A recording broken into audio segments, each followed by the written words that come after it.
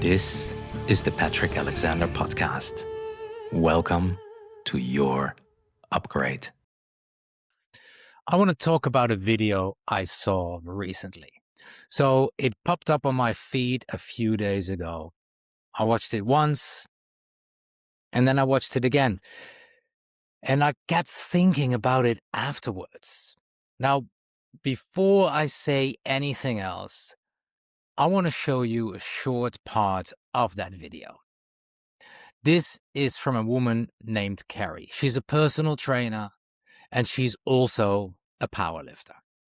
And in this video, she talks about the criticism she gets online. My name is Carrie. I'm a personal trainer and a powerlifter who lives 4 days a week, and this is what my body looks like. Which means that when I post my workouts on social media, most people assume I'm just starting my fitness journey. I've been working as a fitness professional for 5 years now, and that part still rubs me the wrong way. Because there are so many people in larger bodies moving their bodies regularly and accomplishing their goals in the gym, and they'll always... So, first of all, Carrie, if you ever hear this, you seem like a genuinely kind and thoughtful person. You speak calmly, you don't sound angry, you don't sound defensive, and I want to be very clear about this. This podcast is not a personal attack on you.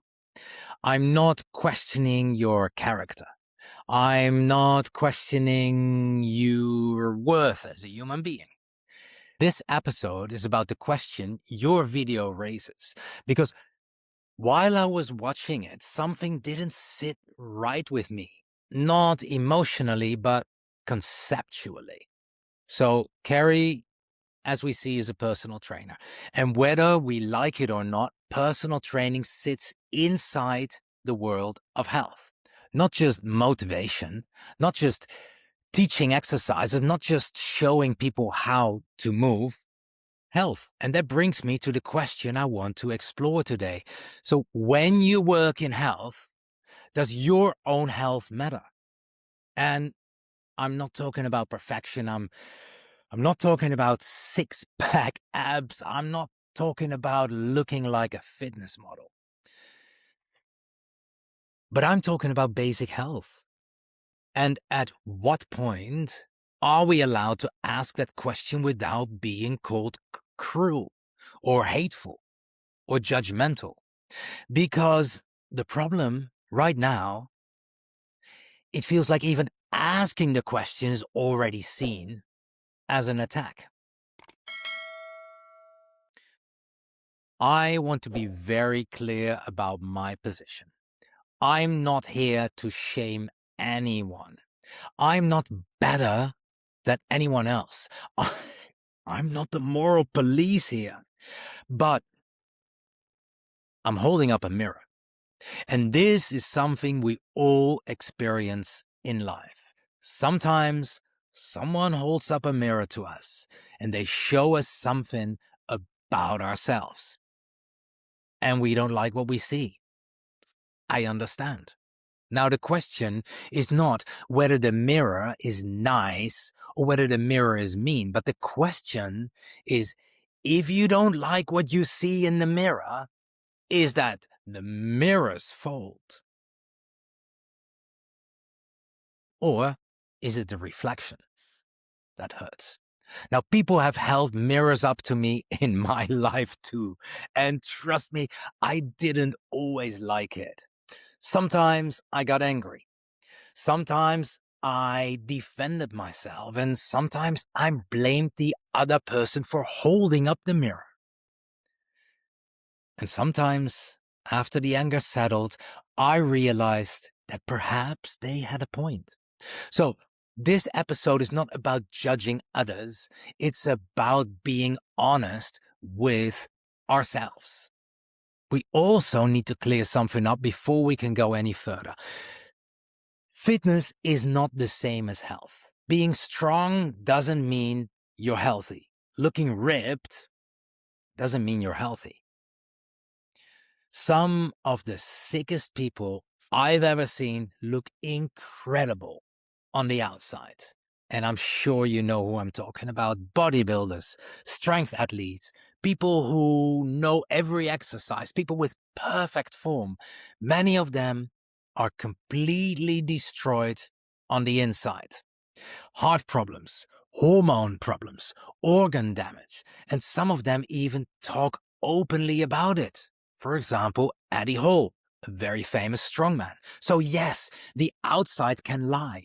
And on that point, I fully agree. But here's where things get kind of uncomfortable because not all outsides lie equally. Muscle doesn't tell you much about health. Leanness doesn't tell you much about it either. But obesity tells you a lot. You don't just become obese by accident. Just like you don't just become anorexic by accident either. Both require long-term patterns, day after day, year after year, and both show a lifestyle that is just not working.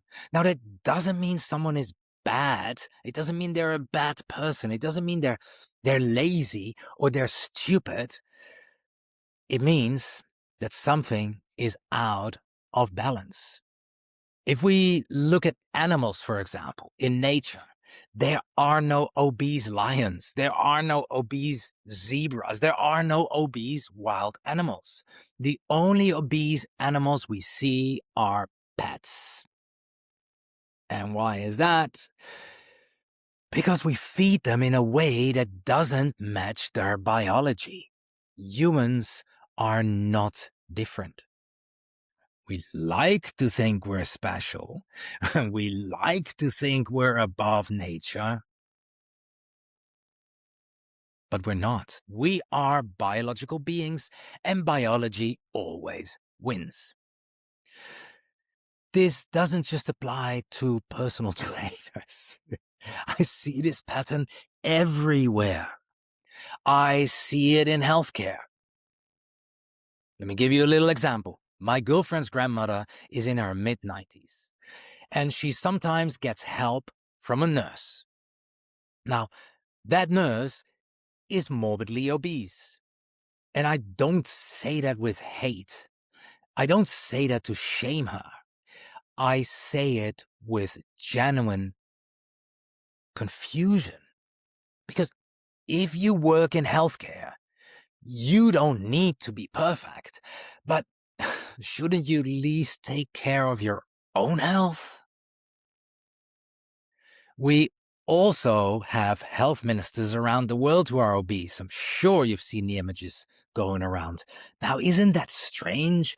You talk about health policy, you talk about prevention, you talk about responsibility, and your own body tells a complete different story.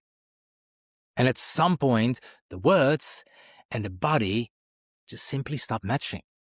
And when that happens, people notice. I notice. Now, a personal trainer doesn't just teach exercises. They talk about food. They talk about lifestyle. They talk about recovery. And you can't avoid that as a personal trainer. Even if you say you don't want to talk about nutrition, you still do. Because people ask. Because results depend on it. Apps are made in the kitchen. So the question is fair. If your own life hasn't produced health, what are you really offering to others? And, let me be totally clear here. This rule applies to everyone. Obese trainers, anorexic trainers, drug-enhanced athletes who are destroying themselves, they all have the same rule applied to them. There's no special protection, no special victim status.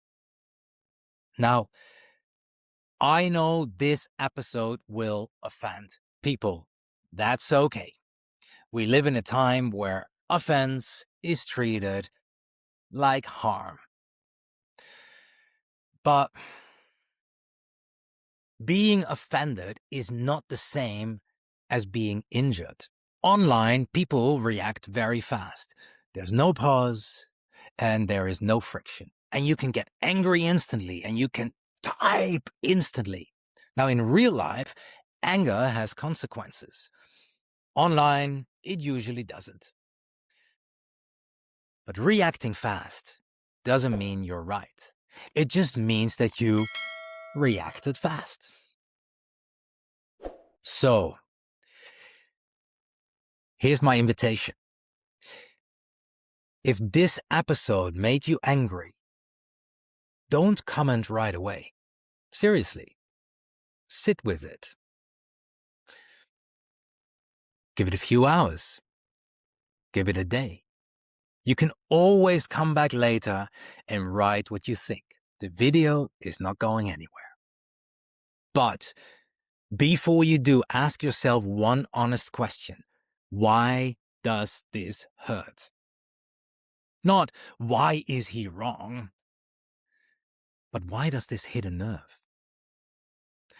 The ego is very good at convincing us that we are right and everyone else is the problem. But deep down, we all know we're not always right. And at that moment, when something touches a nerve, that's often where growth starts. Now, I want to end with this. This mirror doesn't judge. It doesn't attack, and it also doesn't shame. It just shows what's there. You can get angry at the mirror, or you can look. Now, would you rather be hurt by the truth or comforted by a lie? Now, I'm not here to make you feel bad. I'm here to make you think. That's what I like doing. What you do with that, in the end, is up to you. See you on the next episode. Welcome to your upgrade. Thank you for watching the Patrick Alexander podcast.